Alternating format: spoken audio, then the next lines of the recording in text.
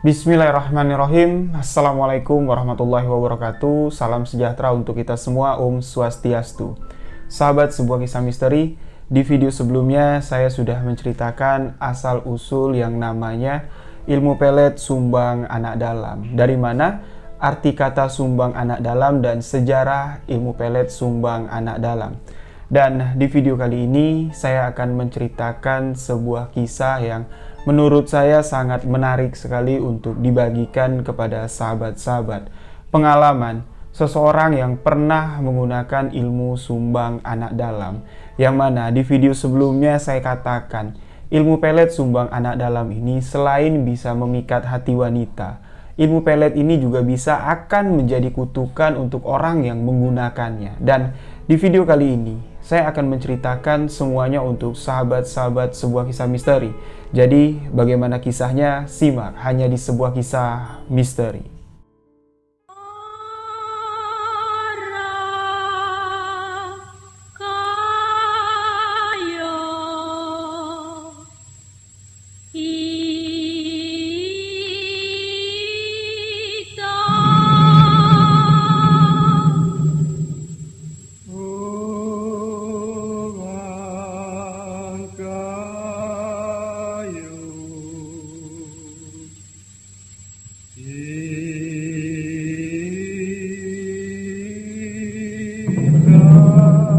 Untuk sahabat-sahabat yang belum mendengarkan asal-usul dari cerita sumbang anak dalam ini, sahabat bisa menonton video saya di link yang sudah saya siapkan di kolom komentar dan di box deskripsi.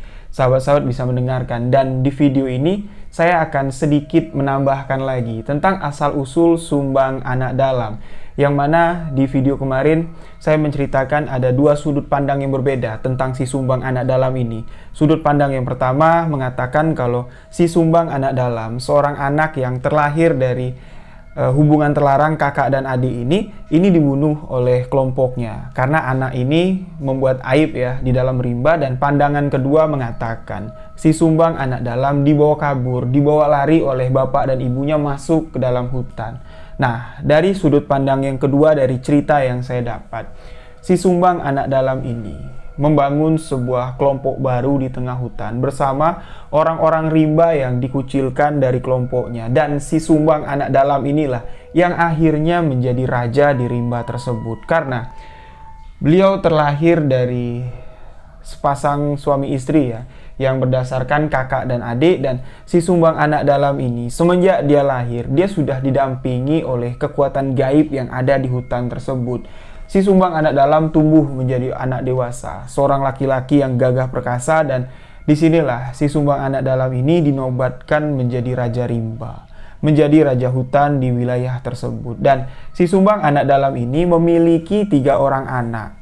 Di antaranya 2 anak laki-laki dan 1 orang anak perempuan, yang mana 3 orang anak dari si sumbang anak dalam ini ada kaitannya dengan orang yang mendalami ilmu sumbang anak dalam di tahap yang keempat atau tahap yang terakhir. Dan di video kali ini, di kisah kali ini, saya akan menceritakan kejadian ini terjadi di sekitar tahun 2000-an yang lalu.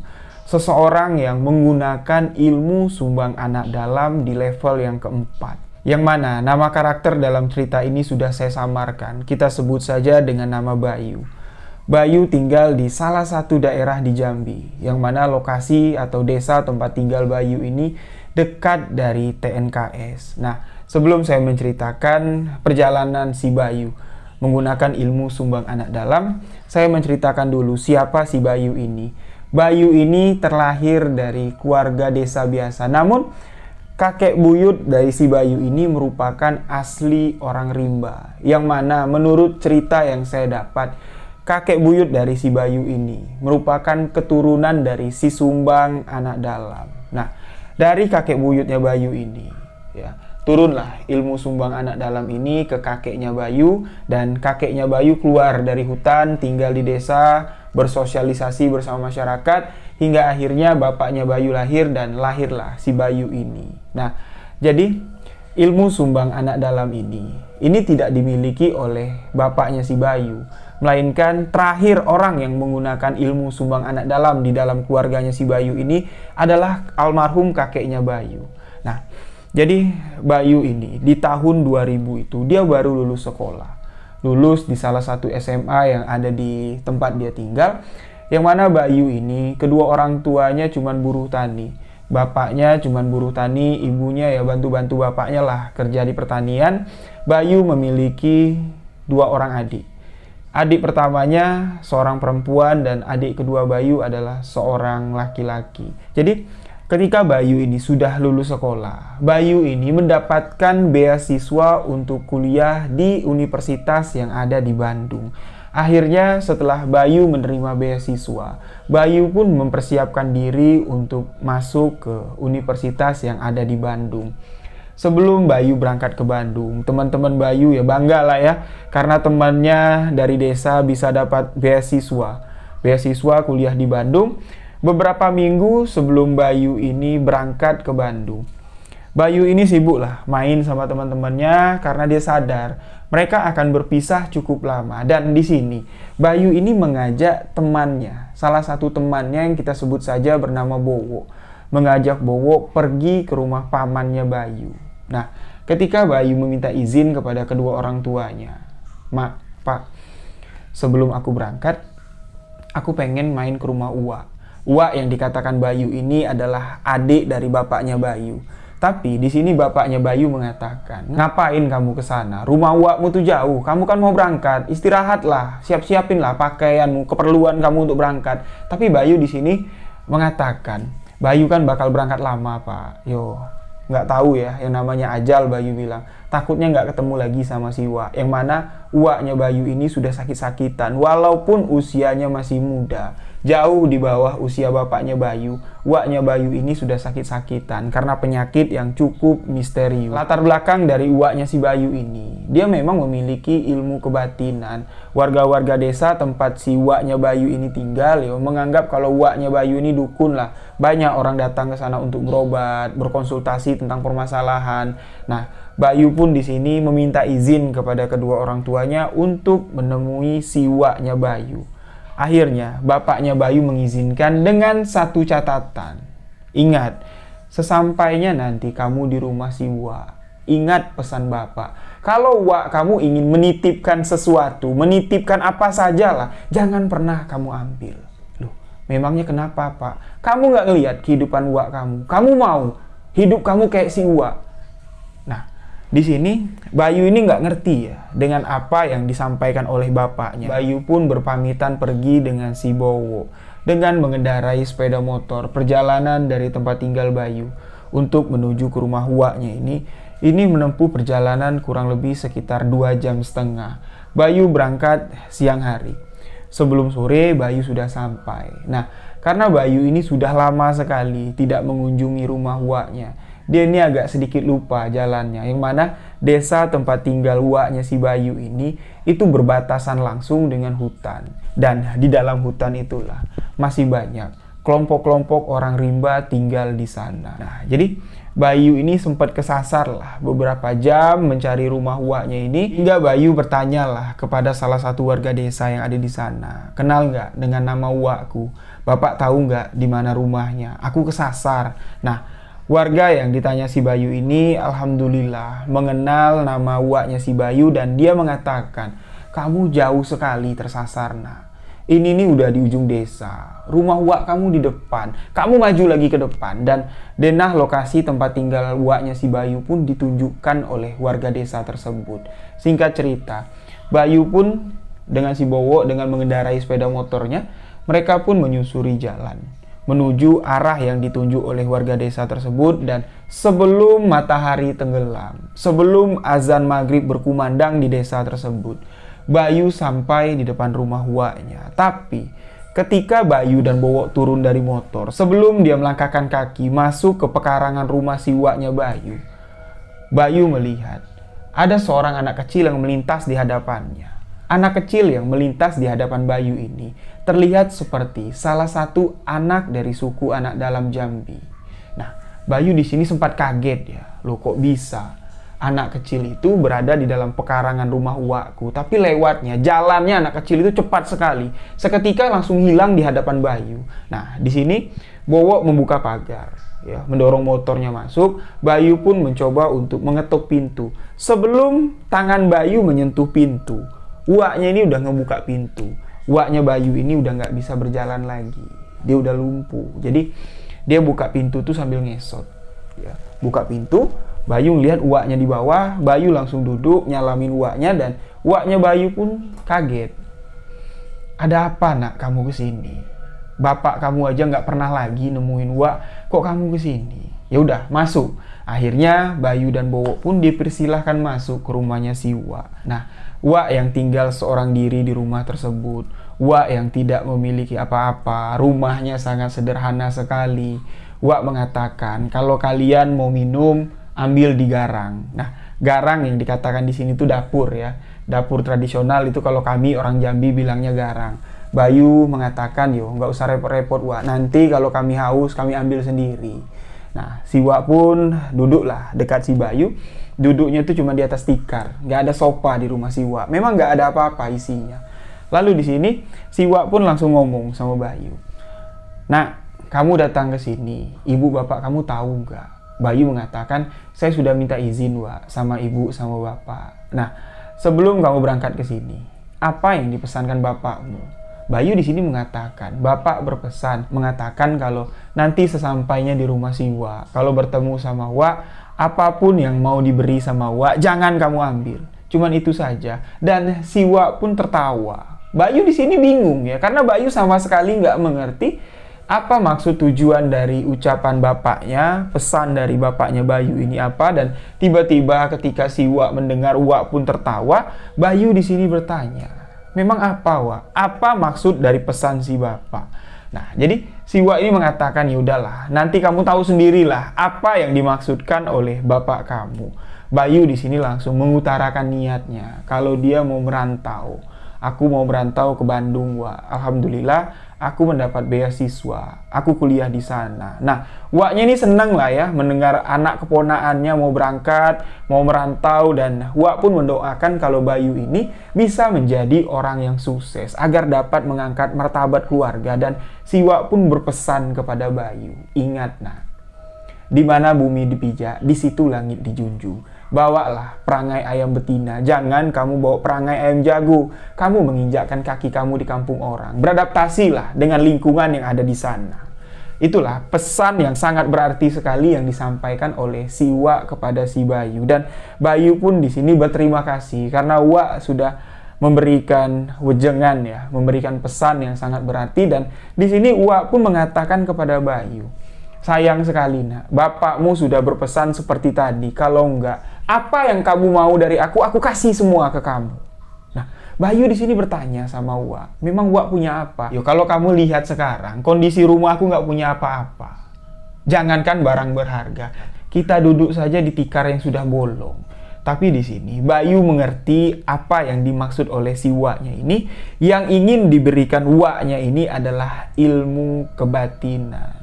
Karena Bayu ini tahu siapa si Wak ini. Wak ini walaupun tubuhnya udah cacat, mohon maaf ya, kakinya udah lumpuh, jalannya ngesot, tapi Wak ini dari sorot matanya masih terlihat kalau beliau memiliki ilmu kebatinan yang sangat tinggi sekali. Dan di sini si Bowo ini nyeletuk lah sama si Wak. Wak, kalau mau nitipin ke Bayu, titipin ilmu betino saja Wak. Ilmu betina atau ilmu pelet saja Wak ke Bayu. Karena Bayu ini semenjak saya kenal dengan Bayu dari SMP sampai SMA, saya nggak pernah ngelihat Bayu ini ngegandeng tangan perempuan. Bayu pun sempat marah sama Bowo. Bayu mengatakan, nggak usah ikut campur lah kamu, nanti Wak berpikir yang aneh-aneh. Nah, si Wak pun tersenyum dan mengatakan, kalau Bayu mau, Bayu nggak perlu ngamalin ilmu betino atau mengamalkan ilmu pelet, asal dia mau dan asal dia bersedia.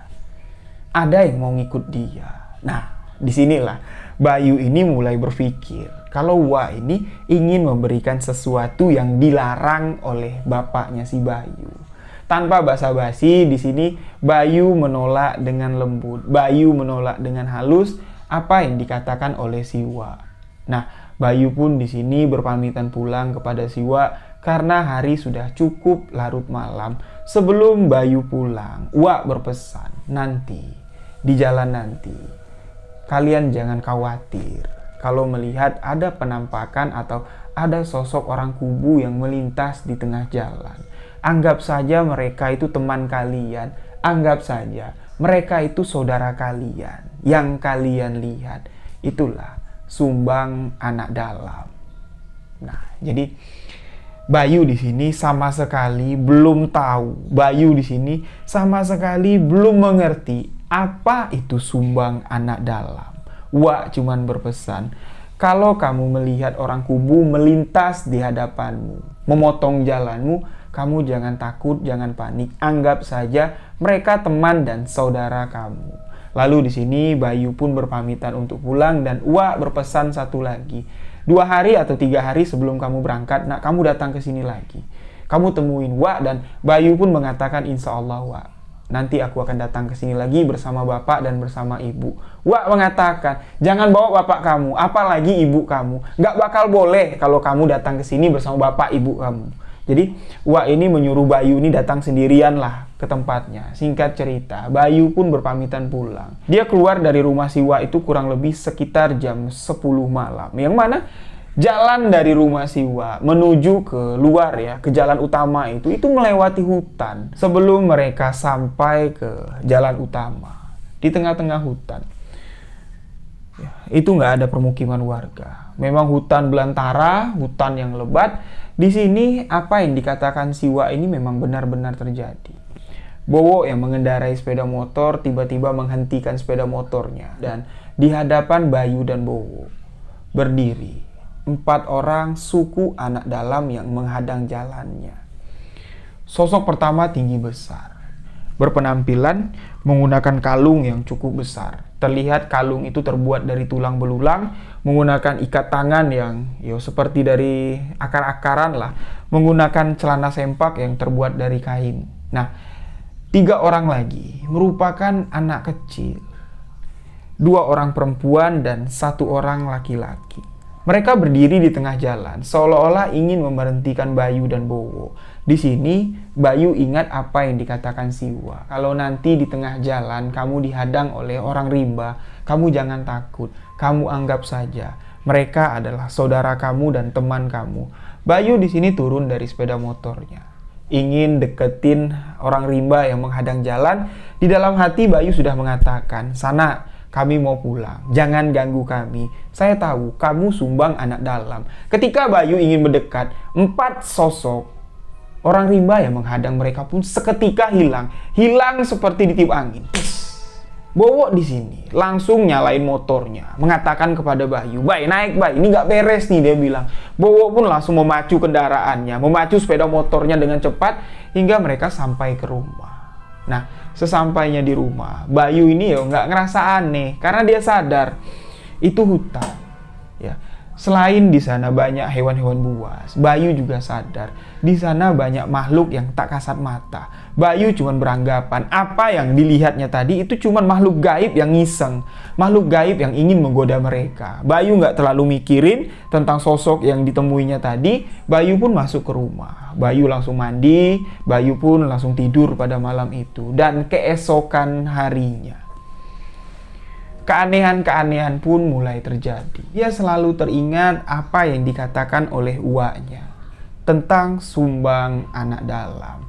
Bayu di sini, di pikirannya selalu terbayang anak kecil yang pertama dilihatnya melintas di pekarangan rumah Siwa. Usianya kurang lebih sekitar 7 tahun. Bayu masih terbayang-bayang jelas. Wajahnya masih terbayang, bentuk badannya masih terbayang, sorot matanya yang tajam, yang tidak bisa dilupakan oleh Bayu.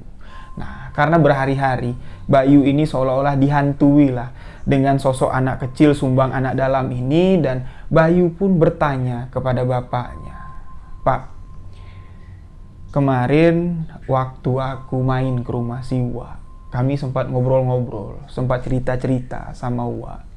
Nah, Wak mengatakan tentang Sumbang Anak Dalam."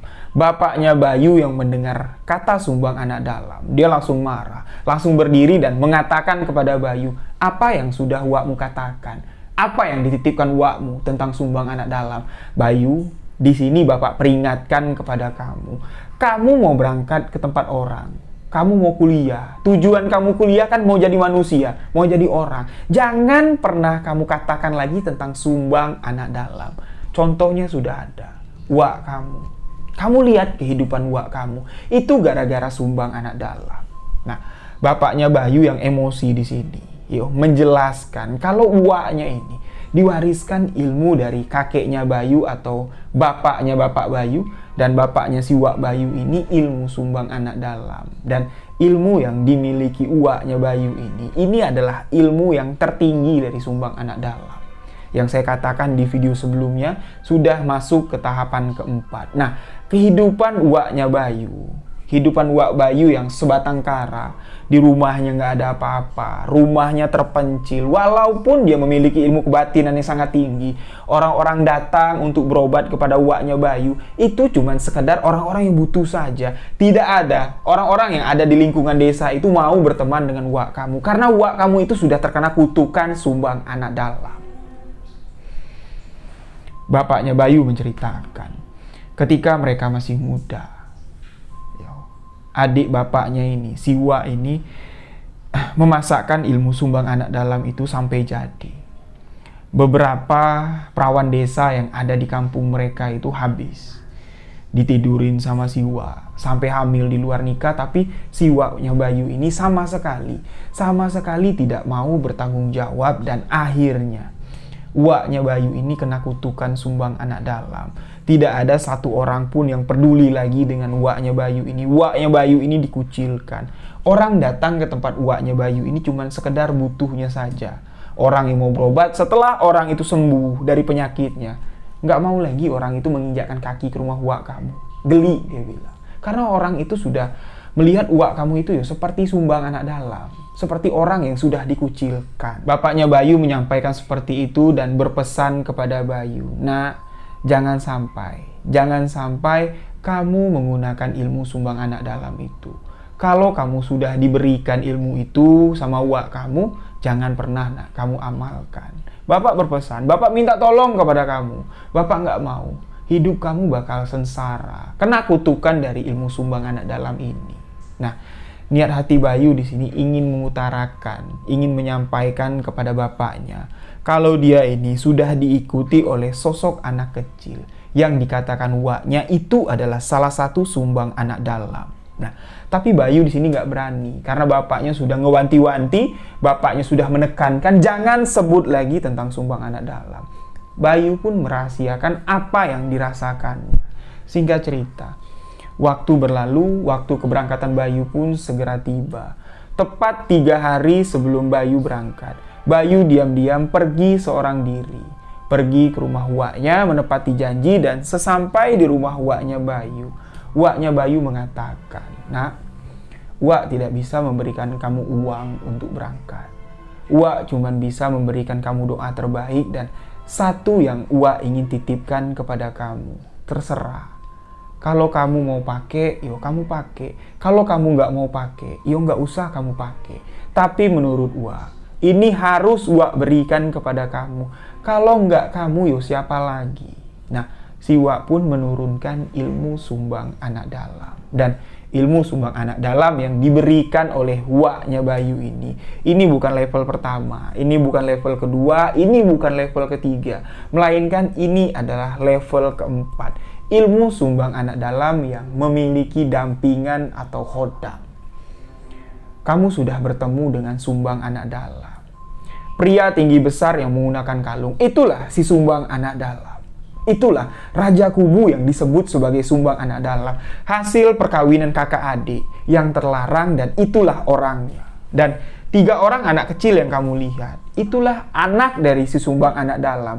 Ketika nanti kamu mengamalkan ilmu yang uak bagi ini, salah satu dari anak mereka itu pasti akan mengikuti kamu. Sebelum kamu mengamalkan ilmu ini saja, uak sudah tahu, dan kamu pasti juga sudah merasa salah satu anak dari sumbang anak dalam ini sudah datang, sudah mengikuti kamu. Tinggal kamu bermimpi saja, nak. Kalau kamu sudah bermimpi bertemu dengan bapaknya, bertemu dengan sumbang anak dalam, dan bapaknya menitipkan anaknya kepada kamu, itulah jadi ilmu sumbang anak dalam. Kemanapun ilmu itu kamu arahkan, ilmu itu pasti akan jadi. Bukan cuman untuk wanita saja. Waknya Bayu mengatakan, ilmu sumbang anak dalam ini sudah dipecah. Ilmu sumbang anak dalam itu bisa kita gunakan sesuai keinginan kita, sesuai keyakinan dari kebatinan yang kita miliki. Ketika kita ingin menundukkan wanita, membuat wanita itu jatuh hati, membuat wanita itu gila, kita bisa melakukannya. Dan ketika kita ingin menyakiti wanita, itu juga bisa kita lakukan. Asalkan satu, kamu merasa terhina, kamu merasa dilecehkan, kamu merasa dikecilkan, ilmu sumbang anak dalam akan berlaku. Nah, jadi waknya Bayu memberikan ilmu sumbang anak dalam tanpa harus dicatat, tanpa harus diingat berulang-ulang kali. Ketika waknya Bayu melafalkan amalan atau kalimat-kalimat pepeto dari sumbang anak dalam itu, Bayu mengikutinya, dan ketika Bayu menjabat tangan waknya, jadilah ilmu sumbang anak dalam itu di dalam diri Bayu. Dan di sini Bayu awalnya menolak. Dia ingat pesan bapaknya, tapi Bayu di sini juga kasihan sama si Wak. Kalau ilmu ini nggak diambil, Bayu di sini berpikir, siapa lagi yang akan meneruskan ilmu sumbang anak dalam ini di dalam keturunan mereka, di dalam keluarga mereka? Karena adiknya Bayu perempuan, adik yang paling bungsu laki-laki. Si Wak nggak punya anak, siapa lagi? Dan si Wak juga mengatakan, ilmu sumbang anak dalam ini sudah banyak sekali orang yang datang ke sini untuk meminta, tapi Wak nggak berikan. Wak cuma mau memberikan ilmu ini kepada kamu karena kamu garis keturunan asli.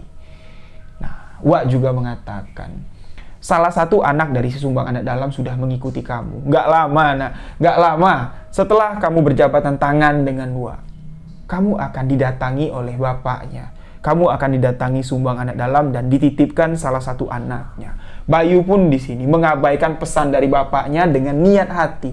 Bayu cuma ingin menjaga ilmu ini dan tidak akan menggunakan ilmu ini. Itulah komitmen awal Bayu untuk mengambil ilmu sumbang anak dalam ini. Dan Bayu pun menyalin ilmu sumbang anak dalam ini, menjabat tangan waknya melafalkan bacaan ya atau pepeto dari sumbang anak dalam ini. Bayu mengikutinya. Ketika waknya bilang jadi, Bayu bilang jadi, dan ilmu itu pun sudah berada di dalam batin Bayu. Nah, setelah Bayu nyalin ilmu sumbang anak dalam, dia berpamitan pulang kepada si Wak. Wak di sini berpesan, ingat nak, ilmu itu tergantung kita bawanya kemana. Jangan kamu bawa ilmu sumbang anak dalam ini seperti Wak bawa ketika Wak masih muda. Seenaknya Wak bawa, sesuka hati Wak lepaskan, dan kamu bisa lihat. Dan juga mungkin kamu sudah dipesankan sama bapak kamu, jangan sampai kamu pakai ilmu sumbang anak dalam kehidupan kamu seperti Wak sekarang. Wak berpesan, gunakanlah ilmu itu sebaik mungkin ketika kamu dihina, ketika kamu direndahkan.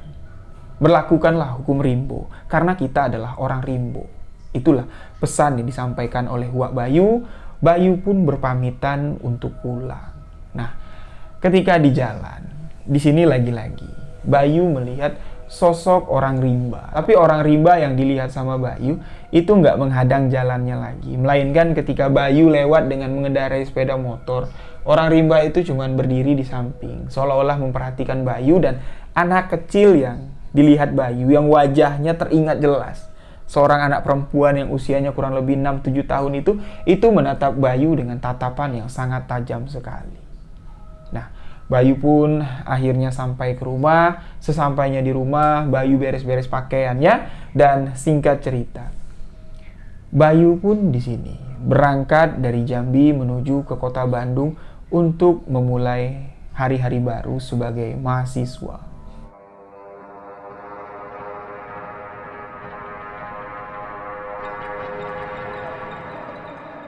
Bayu sampai di sebuah kosan yang dekat dari kampus tempat si Bayu kuliah. Di sana banyak anak-anak Jambi, semuanya berkumpul di sana. Yang berasal dari Jambi, pokoknya rata-rata tinggal di kosan itulah. Jadi Bayu ini nggak merasa asing.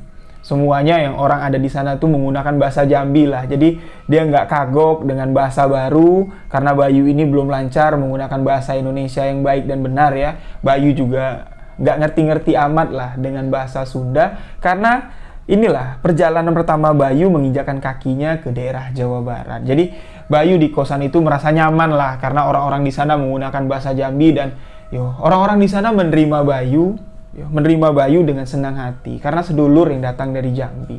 Nah, kosan itu adalah kosan khusus anak-anak laki ya, kosan laki-laki, dan di samping kosan laki-laki itu cuma dibeda dengan tembok doang. Pemiliknya cuma satu pekarangan, cuma dibeda dengan tembok. Itu adalah kos perempuan, dan perempuan-perempuan yang ada di sana itu juga perempuan-perempuan yang berasal dari Jambi.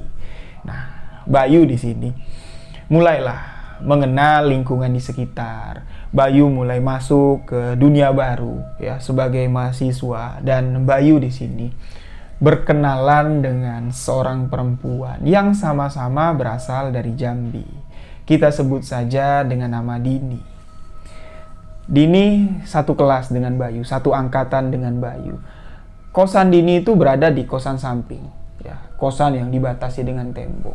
Awalnya perkenalan Bayu dengan Dini ini nggak ada masalah. Mereka menganggap sama-sama dari Jambi, sama-sama mahasiswa baru, mereka pun akrab. Begitu juga Bayu dengan teman-teman yang lain, teman-teman yang berasal dari kota-kota lain. Bayu pun cepat akrab dengan teman-temannya, dan Bayu ini merasa kalau Dini ini adalah orang yang sangat baik sekali. Bayu ini perasaan Bayu ini baper lah, salah tanggap lah dengan kebaikan yang diberikan oleh si Dini, dan Bayu menganggap kalau Dini ini punya hati dengan Bayu. Nah, awal mula kisah Bayu menggunakan ilmu sumbang anak dalam itu dimulai dari sini. Bayu yang udah baperan kalau Dini ini kayaknya dekat sama Bayu ini, ada perasaan spesial lah. Bayu pun sudah mulai kepedean, dekat dengan Dini, sudah ngomong itu sudah beda. Hingga pada suatu ketika Bayu pun di sini mengutarakan isi hatinya. Istilahnya kalau bahasa gaulnya itu nembak Dini lah. Dini yang ditembak sama si Bayu ini kaget. Loh, kok kamu ngomong kayak gitu, Bay? Kita kan di sini teman. Aku nganggap kamu tuh udah kayak abang aku sendiri. Nah, Bayu mendengar apa yang dikatakan si Dini ini kecil hati lah dia. Ya, karena cintanya bertepuk sebelah tangan, perasaan Bayu ini kayaknya dipermainkan sama si Dini. Perhatian yang diberikan sama Dini ini layaknya seperti orang pacaran. Bayu di sini menganggap kalau Dini mempermainkannya. Tapi ketika Bayu mendengar alasan Dini kalau dia cuma temenan, Bayu dianggap sebagai saudaranya, sebagai abangnya. Bayu pun di sini tidak mau memaksakan diri. Tapi teman-teman Bayu yang tahu permasalahan ini malah ngeledek Bayu. Bayu dikatain, "Bye, orang sekelas kamu kok naksir sama Dini? Kamu tahu nggak? Dini itu uang bulanannya besar dikirim sama bapaknya. Kita ini apalah, anak petani, apalagi kamu, anak petani yang tinggal di pinggir hutan." Nah, jadi apa yang dikatakan oleh teman-teman Bayu ini membuat pola pikir Bayu berubah. Membuat apa yang dipikirkan Bayu kalau Dini ini menolaknya secara halus-halus itu karena memang menganggap Bayu ini adalah teman yang baik, sudah dianggap sebagai saudara dan nggak mungkin pacaran, itu tiba-tiba berubah. Bayu menganggap kalau Dini ini meremehkannya karena Bayu ini orang kecil, kuliah di sana cuma dibiayai beasiswa, sedangkan Dini enggak. Nah, jadi temannya Bayu ini terus ngomporin, kamu baliklah ke Jambi, kamu cari ilmu pelet, kamu pelet lah Dini. Singkat cerita, Bayu yang udah kepalang panas, di sini dia ingat pesan dari Siwa. Kalau kamu merasa terhina, kalau kamu merasa kepepet, kamu ingat sumbang anak dalam. Dan ketika Bayu mengingat sumbang anak dalam, anak kecil yang tiba-tiba melintas di hadapan Bayu ketika Bayu berada di rumah Siwa, itu berada di depan Bayu, berada di kosan Bayu, dan Bayu mengatakan, "Kalau kamu memang benar sumbang anak dalam, kamu ikut aku. Aku perintahkan kamu untuk menundukkan utak benak hati jantung limpo ampedu Dini kepada aku." Bayu di sini sudah melafalkan kalimat-kalimat peto ilmu sumbang anak dalam, dan sosok anak kecil itu pun tiba-tiba menghilang dari hadapannya. Kejadian itu dialami Bayu sekitar jam 5 sore. Nah, di malam harinya, Bayu di sini bermimpi. Di dalam mimpi Bayu, dia seperti diajak masuk ke dalam hutan rimba. Bertemulah Bayu ini dengan sosok orang rimba yang tubuhnya sangat lebar sekali. menggunakan kalung besar. Sosok yang ditemui Bayu ini adalah Sumbang Anak Dalam, Raja Rimba yang ditemui Bayu ketika dia pulang bersama Bowo. Sosok yang menghadang Bayu dengan 3 orang anak kecil.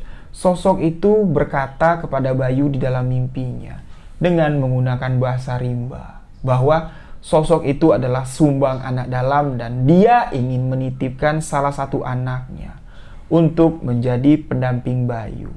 Apa yang diperintahkan Bayu, apa yang diinginkan Bayu bisa dilakukan oleh anak Sumbang Anak Dalam, asalkan Bayu mengakui dirinya sebagai Sumbang Anak Dalam. Nah, disinilah letak kesalahan dari ilmu Sumbang Anak Dalam. Ketika kita ingin mengikat diri kita dengan ilmu pelet Sumbang Anak Dalam ini, kita harus mengakui diri kita juga sebagai Sumbang Anak Dalam. Yang mana Sumbang Anak Dalam ini adalah orang-orang yang terkucil, orang-orang yang dikucilkan. Nah, ketika kita ingin ilmu Sumbang Anak Dalam itu jadi di dalam diri kita, bisa kita pergunakan, kita harus mengakui diri kita sebagai Sumbang Anak Dalam. Itulah resiko atau kutukan dari ilmu Sumbang Anak Dalam ini. Dan Bayu pun di sini karena pikirannya sudah kalut, dia sudah emosi, dan Bayu mengakui dirinya sebagai akulah Sumbang Anak Dalam. Seketika kekuatan gaib itu menyatu di dalam diri Bayu. Sosok anak kecil perempuan yang berusia 6-7 tahun itu pun mengikuti Bayu.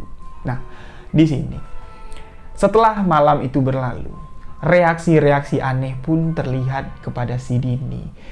Dini yang tadinya nggak pernah sama sekali menginjakkan kakinya ke kosan laki-laki.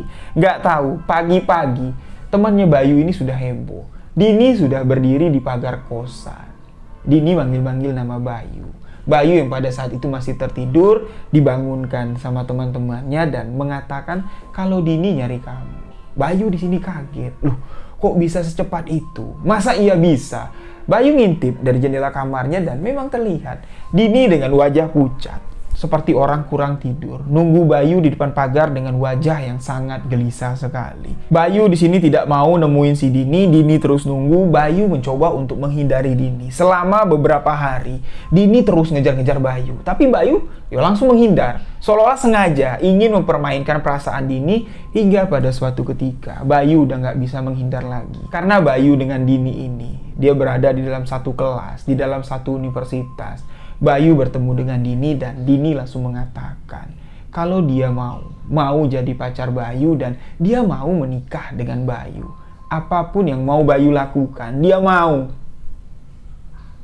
Nah, di sini tantangan atau cobaan dari seseorang yang mendalami ilmu kebatinan diuji.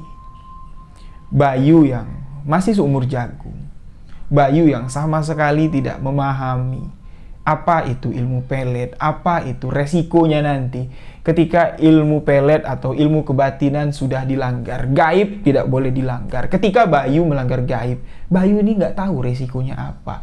Bayu pun di sini mencoba untuk memanfaatkan situasi yang mana notabene Dini ini orang berduit, uang bulanannya besar, sedangkan Bayu cuma ngandalkan duit kiriman dari bapaknya sebulan sekali, itu pun cuman pas-pasan untuk makan. Bayu pun di sini sudah mulai berpikir yang aneh-aneh. Singkat cerita, Bayu di sini selama 1 semester memanfaatkan uang yang diberikan oleh Dini, dan Bayu pun di sini memperlakukan Dini layaknya sepasang suami istri. Dini sama sekali tidak menolak apapun yang diminta sama Bayu. Sampai teman-teman Bayu ini geleng-geleng kepala. Bolehlah kami nuntut ilmu sama kamu. Karena teman-temannya Bayu ini tahu kalau asal-usul Bayu, keturunan Bayu adalah keturunan dari suku Anak Dalam Jambi. Yang mana ilmu gaib dari suku Anak Dalam Jambi ini sudah terkenal sekali. Bayu di sini mengatakan, "Enggak, Lur, aku nggak pakai apa-apa. Itu cuma rezeki lantaran Dini sudah menghina aku." Nah, padahal di sini Dini ini sama sekali tidak menghina Bayu, cuman pikirannya saja, pikiran Bayu saja yang sudah terhasut dari omongan teman-temannya, sehingga Bayu melepaskan ilmu Sumbang Anak Dalam kepada Dini. Singkat cerita, semester demi semester pun berlalu. Dini yang mau ikut Bayu pulang ke Jambi, tapi Bayu di sini mengatakan kalau kamu mau sama-sama pulang ke Jambi sama aku, ayolah kita pulang ke Jambi. Tapi kalau kamu mau ngikut nemuin emak bapakku, jangan dulu. Kalau mak bapakku tahu kalau aku punya pacar, kamu ngikut, yo berabe lah nanti. Karena orang tuaku tuh mau aku jadi orang. Nah, di sini Dini pun nurut apa yang dikatakan Bayu. Nah, sesampainya Bayu di Jambi, dia bertemu dengan keluarganya, bertemu dengan Bowo, sahabatnya, dan Bayu pun tidak lupa untuk mendatangi rumah si Wak, menceritakan apa yang sudah terjadi selama Bayu berada di Bandung. Waknya Bayu di sini ketawa, mengatakan ya memang buah jatuh tidak jauh dari pohonnya. Walaupun bapakmu nggak mau pakai ilmu sumbang anak dalam, tapi Wak yakin kamu tuh dari kecil sudah diikuti sama sumbang anak dalam karena kamu garis keturunannya. Nah, Waknya Bayu berpesan, ingat nak, cewek yang kamu katakan tadi, yang sudah kamu kenai ilmu sumbang anak dalam, itu kamu nikahin. Jangan sampai kamu sia-siakan. Jangan sampai kamu terkena kutukan sumbang anak dalam. Jadi Bayu di sini mengiyakan apa yang dikatakan oleh Waknya, dan Waknya pun kembali memberi wejangan.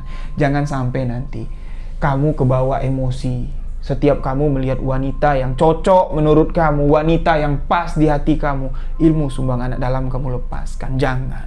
Karena sumbang anak dalam yang ngikutin kamu. Anak kecil yang kamu lihat yang selalu ngikutin kamu, yang kalau kamu panggil datang, kalau kamu suruh pergi dia pergi, itu adalah sumbang anak dalam yang paling kuat, anak perempuan pertama dari sumbang anak dalam. Dan sosok gaib itu juga mengikuti Wak. Ilmu kita, amalan kita, khodam kita sama. Wak tahu persis emosi dari ilmu sumbang anak dalam yang ada di dalam batin kamu sekarang sedang bergejolak. Bayu pun mengatakan, iya Wak, setiap wanita yang aku lihat, rasanya di hati ini pengen ku lepaskan ilmu sumbang anak dalam. Jangan, Waknya Bayu bilang, kalau kamu melepaskan ilmu sumbang anak dalam sembarangan, kalau kamu tidak bertanggung jawab, kamu akan mendapatkan kutukan. Itulah yang ditakutkan bapak kamu. Nah, Waknya di sini lagi-lagi mesen sama Bayu, hati-hati. Cukup dengan satu perempuan itu saja. Jadi Bayu pun di sini berpamitan pulang. Lalu Bayu pun kembali lagi ke Bandung bersama Dini, dan sesampainya Bayu di Bandung, cobaan demi cobaan Bayu ini terus sekali datang. Bayu bertemu dengan seorang wanita. Wanita ini kita sebut saja dengan nama Bunga, yang mana Bunga ini adalah kakak leting Bayu. Ya, usianya cukup jauh lah, berbeda dengan Bayu, dan tanpa sengaja Bayu yang dari kosannya berjalan kaki, ya karena jarak kosannya tidak terlalu jauh, bertemu Bunga di jalan. Bunga yang mengendarai sebuah motor ya. Bunga ini nggak sengaja ketika dia ngeludah, gitu. Itu nggak sengaja kena sepatu Bayu, dan Bayu mencoba untuk nasehatin, Mbak, kalau ngeludah tuh hati-hati, lihat kiri kanan. Di sini Bunga marah karena dia ngerasa nggak terima. Masa iya adik leting bisa nasehatin kakak leting ya, walaupun di sini Bunga yang salah, tapi Bayu tetap menerima lah. Kalau Bunga nggak terima dinasehatinnya, Bayu pun nggak mikirin hal yang aneh-aneh. Tapi setibanya Bayu sampai ke kosan, Bayu ini selalu kebayang-bayang ketika Bunga ini ngeludah, dan sosok anak kecil, sumbang anak dalam yang mengikuti Bayu ini tiba-tiba muncul, seperti memberi isyarat kalau Bunga itu harus diberi pelajaran. Dan Bayu pun di sini memerintahkan sumbang anak dalam untuk membuat Bunga gila, membuat Bunga tergila-gila kepada Bayu sebagai hukuman kalau Bunga sudah meludahinya, walaupun Bunga ini gak sengaja. Nah, itulah kejamnya ilmu kebatinan. Ketika kita tidak bisa mengontrol, salah sedikit orang saja itu perasaan kita tuh ingin kita lepas saja. Itulah cobaan dari orang yang memiliki ilmu kebatinan. Makanya pondasi awal sebelum kita mendalami ilmu kebatinan, ilmu tarekat, ilmu marifat, dan kita harus meminta kepada Allah agar diri kita dijauhkan dari sifat sombong, ujub, syirik, dan takabur. Itulah pondasi awal sebelum kita mendalami ilmu kebatinan. Nah, sedangkan Bayu ini sama sekali tidak ada pondasi. Lalu di sini dia memerintahkan si sumbang anak dalam, khodam ilmu sumbang anak dalam itu, untuk membuat Bunga gila. Dan apa yang terjadi kepada Dini terjadi pula kepada Bunga. Nah, dari mulai sinilah kuliah Bayu di semester keempat, di awal semester keempat ini sudah mulai kacau.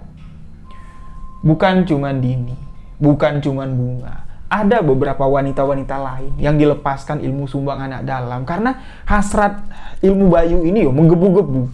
Dia pengen wanita yang dilihatnya cantik, wanita yang dilihatnya naksir lah, Bayu ini naksir, itu pengen dimiliki oleh Bayu dan itu adalah bawaan ilmunya.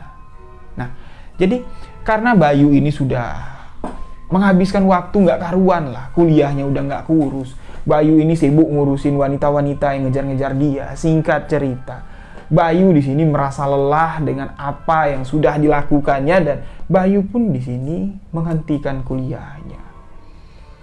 Tapi Bayu belum berani pulang ke Jambi.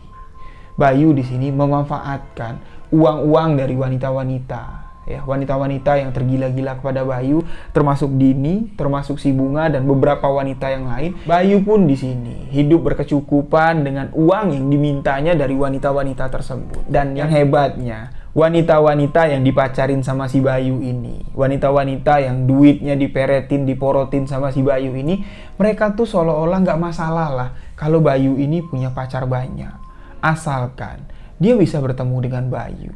Nah, jadi Bayu tinggal di Bandung ya. Dia udah nggak kuliah lagi tapi nggak berani pulang ke kampung halamannya di Jambi. Itu kurang lebih 1 tahun. 1 tahun dia memanfaatkan uang-uang wanita tersebut hingga pada suatu ketika Dini, wanita pertama yang terkena ilmu sumbang anak dalam yang dilepaskan oleh Bayu, yang seharusnya Bayu harus bertanggung jawab sehingga Dini ini harus dinikahi sama Bayu. Dinilah orang pertama yang dikucilkan atau dicampakkan oleh Bayu. Sampai-sampai Dini ini dikeluarkan dari kampusnya karena pihak kampus mengatakan kalau Dini ini sakit. Bukan sakit ya, bukan sakit fisik ya, tapi kejiwaan Dini terganggu. Kuliahnya sudah nggak fokus lagi karena Dini ini udah nggak bisa lagi ketemu sama Bayu. Dia tuh yang ada di otaknya cuman Bayu. Apapun yang dilakukannya itu udah nggak beres lagi. Hingga kedua orang tua Dini pun menjemput anaknya untuk pulang ke Jambi. Dan menurut kabar, Dini ini depresi ya. Dini dinyatakan kalau kejiwaannya itu terganggu dan dari mulai situlah Bayu ini mulai dihantui oleh kutukan sumbang anak dalam. Ketika ilmu sumbang anak dalam, seperti kita menyentikkan jari, segampang itu kita membuat hati, jantung, limpo, ampedu, utak, benak wanita tunduk di hadapan kita. Begitu juga hukuman atau karma dari ilmu sumbang anak dalam, kutukan dari ilmu sumbang anak dalam, seperti kita membalikan telapak tangan. Segampang itu juga bisa terjadi kepada diri kita. Pada suatu ketika, Bayu yang masih tinggal di kosan yang sama, ketika dia pertama kali berada di Bandung ya, teman-teman Bayu yang ada di sana melihat Bayu ini diikuti oleh sosok gaib yang sangat mengerikan sekali. Anak kecil yang mengikuti Bayu ya. Anak sumbang anak dalam, anak suku anak dalam yang dengan rambut yang panjang. Anak kecil yang cuma menggunakan sarung ya sebagai pakaiannya, itu mengikuti Bayu. Teman-teman Bayu yang ada di kosan melihat sosok itu dengan nyata dan mereka ketakutan. Nah, dari sinilah Bayu ini mulai merasa dihantui. Banyak sekali yang ada di pikiran Bayu ini tentang bayangan-bayangan yang sangat mengerikan sekali. Bayangan-bayangan kejadian yang sangat mengerikan sekali di dalam rimbo. Mulai dari Bayu melihat kalau orang dililit ular piton. Ya, ular sawo kalau kami orang Jambi bilang ya, ular yang besar. Dan Bayu melihat kalau orang-orang di dalam rimbo itu seolah-olah marah kepada Bayu. Ya, Bayu pernah mengalami satu mimpi, satu kejadian mimpi. Bayu ini dengan tangan terikat ke belakang. Bayu disuruh meniti sebatang-batang pinang. Batang pinang itu dibentang dan di bawah batang pinang itu dinyalakan api. Bayu disuruh meniti di batang pinang itu dengan tangan terikat ke belakang. Dan ini adalah tradisi yang ada di suku anak dalam ketika mereka sedang melakukan ritual saleh. Ritual saleh itu ketika mereka sedang meminta kepada dewanya, misalnya ada bencana atau ada wabah atau ada sesuatu kejadian yang tidak baik, termasuk kejadian si sumbang anak dalam ini ketika dilahirkan, mereka meminta maaf kepada dewa yang ada di sana. Mereka melakukan ritual dengan cara seperti itu, mengorbankan seseorang untuk melewati bara api yang sedang membara di atas sebatang pohon pinang. Dan Bayu mengalami hal tersebut di dalam mimpinya. Bayu merasa badannya sangat panas sekali. Orang-orang rimba yang ada di sana, wajahnya sangat menakutkan. Mereka membawa tombak. Seolah-olah mereka ini sedang mengancam Bayu harus melewati batang pinang yang di bawahnya sedang ada bara api yang sedang berkobar tinggi. Ya, Bayu melewati batang pinang tersebut. Di dalam mimpi itu dia merasa kalau bagian tubuhnya ini terbakar. Sehingga Bayu ini terbangun dari mimpinya dan panas dari api yang membakar kulitnya di dalam mimpi itu masih terasa. Nah, kejadian ini dialami Bayu berulang-ulang kali. Sosok anak kecil yang mengikuti Bayu, Khodam dari ilmu sumbang anak dalam ini pun terlihat nyata sekali. Lalu lalang bermain di dalam kosan Bayu. Teman-teman Bayu pun sering melihat sosok penampakan itu dan bertanya kepada Bayu, "Bay, kamu pakai ilmu apa, Bay? Kok penampakan Khodam kamu sangat menakutkan sekali. Tubuhnya kecil, rambutnya panjang. Aku ngelihat kalau kukunya itu hitam semua." Bayu di sini mengatakan, "Aku nggak pakai apa-apa. Mungkin penunggu kosan ini." Nah, ketika Bayu mengatakan kalau dirinya tidak memakai apa-apa, Bayu ini sakit. Tiba-tiba Bayu sakit, nggak tahu sakitnya apa, dibawa ke dokter, nggak tahu penyakitnya apa. Ini karena Bayu tidak mengakui dia adalah sumbang anak dalam. Di dalam dirinya itu ada sumbang anak dalam. Bayu sudah tidak mengakui kekuatan gaib yang ada di dalam dirinya lagi, dan kekuatan gaib itulah yang menyakiti Bayu. Hingga wanita-wanita yang sudah dikenai Bayu ilmu sumbang anak dalam ini semuanya tersadar, terlepas dari ikatan sumbang anak dalam, terlepas dari kekuatan pelet sumbang anak dalam, dan mereka sangat membenci Bayu. Yang tadinya mereka melihat Bayu ini adalah seorang laki-laki yang gagah seperti Romeo lah ketika orang itu masih terkena pengaruh ilmu pelet sumbang anak dalam. Tapi ketika pengaruh pelet sumbang anak dalam ini lepas dari diri mereka, mereka melihat Bayu ini layaknya seperti, mohon maaf sebelumnya, menjijikkan, layaknya seperti binatang lah. Karena mereka itu benci. Karena mereka ini sudah melihat Bayu itu adalah sumbang anak dalam. Teman-teman kosan Bayu juga mengucilkan Bayu. Bayu sakit seorang diri di kos-kosan tersebut. Hingga Bayu memutuskan untuk pulang ke Jambi. Pulang ke kampung halamannya. Sesampainya di rumah Bayu, Bapak Bayu di sini bertanya, "Sebenarnya apa yang terjadi, Nak? Jangan-jangan pesan yang sudah Bapak titipkan kepada kamu nggak kamu ingat, malah kamu lakukan." Bayu pun di sini mengaku kalau dirinya sudah menggunakan ilmu sumbang anak dalam. Bayu menceritakan semua kejadian mulai dia melepaskan ilmu sumbang anak dalam kepada Dini sampai Bayu bermimpi yang aneh-aneh. Lalu bapaknya Bayu pun datang ke rumahnya Siwa bersama Bayu, meminta pertolongan Siwa agar Bayu ini bisa disembuhkan. Tapi di sini Wak mengatakan, "Bay, Wak sudah bilang sama kamu. Sebelum Wak memberikan ilmu ini kepada kamu, Wak sudah berpesan, kalau tidak terpepet, kamu jangan gunakan ilmu ini. Dan kamu juga jangan sembarangan menggunakan ilmu ini. Jangan banyak wanita yang kamu lepaskan dengan ilmu sumbang anak dalam ini. Ketika kamu sudah mendapatkan satu wanita dari ilmu sumbang anak dalam ini, wanita itulah yang harus kamu pertanggungjawabkan." Makanya Wak bilang, pilih-pilih, lihat-lihat dulu sebelum melepaskan ilmu sumbang anak dalam. Cari yang benar-benar tepat, cari yang benar-benar cocok. Kalau kamu sudah bermimpi, kalau kamu sudah disale dengan sumbang anak dalam, dengan orang-orang rimba yang ada di dalam mimpi kamu, sulit, Bay. Sulit untuk dilepaskan ilmu sumbang anak dalam ini. Kalau kamu tidak kembali ke Rimbo, kamu akan tetap dikucilkan menjadi sumbang anak dalam di kehidupan kita di luar sini.